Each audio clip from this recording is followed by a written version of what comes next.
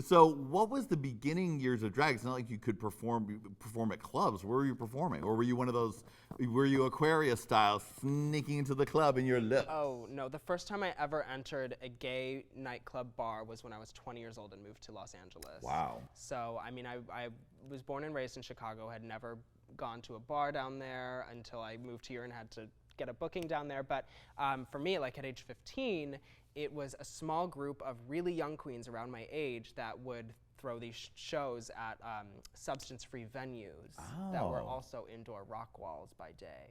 So, took advantage of that during some numbers, don't get me wrong. I bet you did. Yeah, so I was lucky to have a venue and an outlet to do this stuff because, you know, I was like a bedroom queen for so long, but I didn't have access to a camera for all that time. Right. So when I had kind of gotten comfortable with it and was able to get on stage, and I had done theater, so it was just like, to me, it was just the perfect marriage of everything I was good at. I'm very lucky to have been able to do that at such a young age.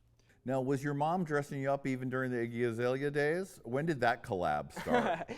During the Iggy Azalea days was when my mom did not know I was doing drag. Okay. Yes. So I would sneak away, and inevitably Snapchat happened, and I became friends with my brother on Snapchat. He saw something I was doing, told my parents. That's how they found out.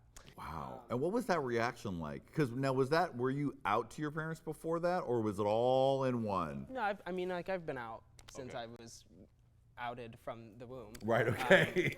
And that's never been, you know, a big issue, but it's different territory than just being gay or than playing dress up in your own house, in your own playroom. And I knew that.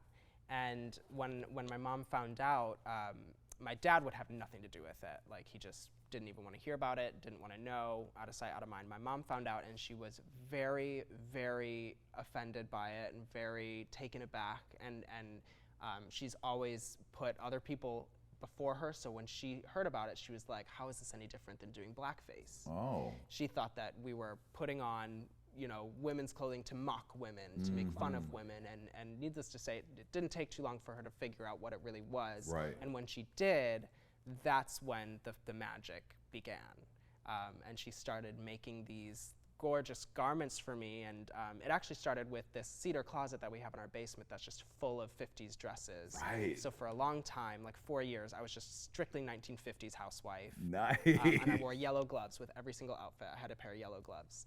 And it just turned from that into my mom, you know, just starting to make me things, and it all snowballed. And then I went to college, dropped out of college, moved to LA, and she would send me one look a week.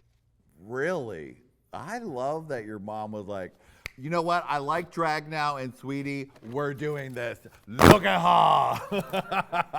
Absolutely, yes. You're like, oh, well, I saw that other girl, and Gigi, I want to let you know, you're going to have a way better look than her. Mommy's got it covered. Yes. I mean, she had no idea what Drag Race was until I auditioned for it. So. Right. Wow. That is fun. So you went to university, you dropped out, you were majoring in art, like visual art, or? I was art education. Okay.